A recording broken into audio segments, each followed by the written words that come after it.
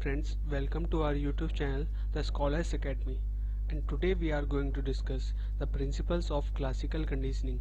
In the last class, we have discussed the classical conditioning theory which is given by Ivan Pavlov. And today we will discuss its 5 principles.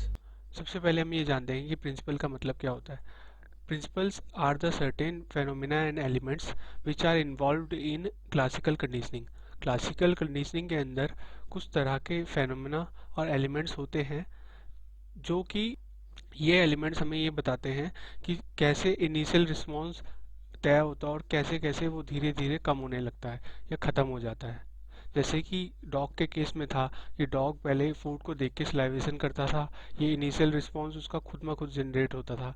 लेकिन फिर जब उसको bell और food दोनों साथ में दिखाया गया तो उसने कोई रिस्पॉन्स नहीं किया. लेकिन after a certain period of time उसने बेल से भी सीधा अपना सलाइवेशन का रिस्पॉन्स जनरेट करना शुरू कर दिया. और फिर धीरे धीरे आफ्टर टाइम जब उसे खाली बेल दिखाई गई तो फिर वो दोबारा रिस्पॉन्स वो ख़त्म हो गया. तो यही सब चीज़ें हम इसके बारे में पढ़ेंगे कि इसके प्रिंसिपल क्या हैं. There are 5 principles of classical conditioning: acquisition, extension, spontaneous recovery, stimulus generalisation, discrimination. तो इनके बारे में एक एक करके पढ़ते हैं.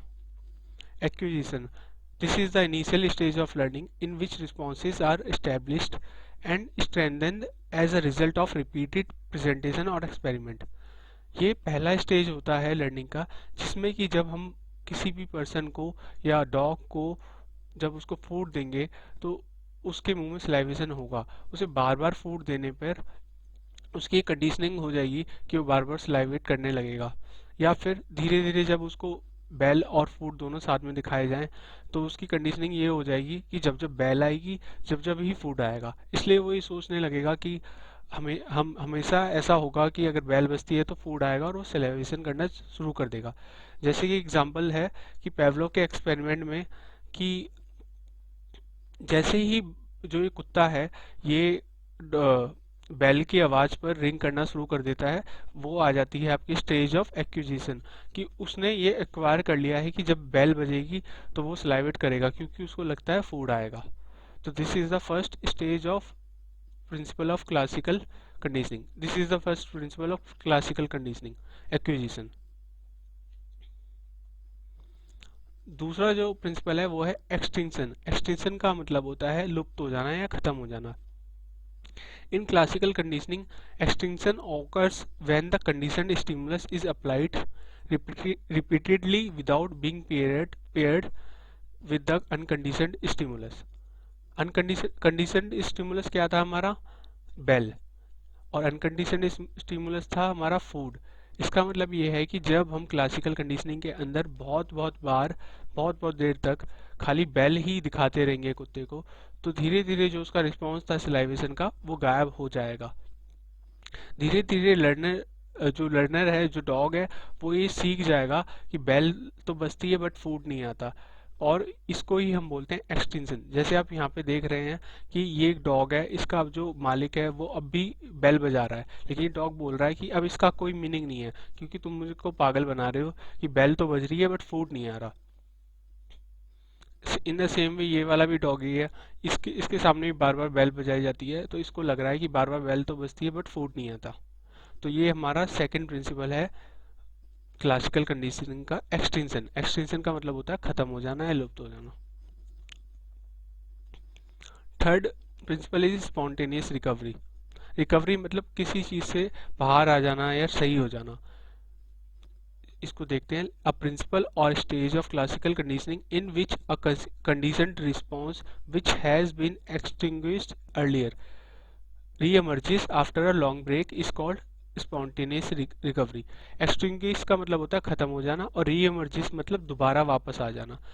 इस प्रिंसिपल का मतलब ये है कि जो एक क्लासिकल कंडीशनिंग हमने कंडीशन रिस्पॉन्स से की थी, जैसे बेल से हमने क्लासिकल कंडीशनिंग की थी कुत्ते की कि फूड आएगा, अगर उसे बार बार बेल दिखाते रहेंगे तो एक टाइम बाद धीरे धीरे खत्म हो जाएगी वो कंडीशनिंग. लेकिन अगर उसे फिर दोबारा बेल के साथ साथ फूड देना शुरू हो जाए, जैसे यहाँ पे आप देख रहे हैं बेल के साथ साथ उसे फूड आने लगे तो फिर दोबारा उसकी स्पॉन्टेनियस रिकवरी हो जाएगी कि दोबारा कि बेल का मतलब है फूड, और जब अगर बेल भी बजेगी तो उसे लगेगा कि फूड आ गया है।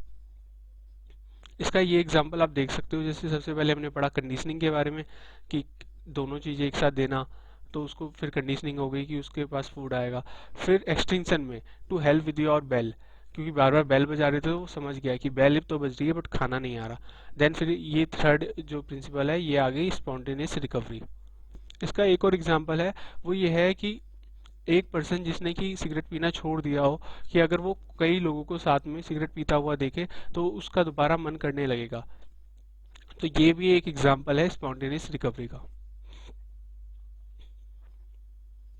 अब अपना अगला प्रिंसिपल देखते हैं, stimulus generalisation, a phenomenon in which the stimuli similar to the conditioned stimulus start generating the same response as that generated by conditioned stimulus is called stimulus generalization।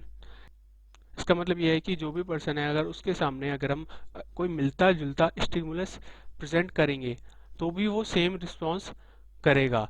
वो दोनों जो स्टिमुलस है उनको जनरलाइज कर लेगा। For example dog वाले case में अगर बेल की जगह अगर हम कोई म्यूजिक बजाएं तो भी वो उसको, अगर उसकी कंडीशनिंग की जाए उस तरह से म्यूजिक बजा के भी, तो वो फिर धीरे धीरे रिस्पॉन्स करने लगेगा, सलाइवेशन करने लगेगा।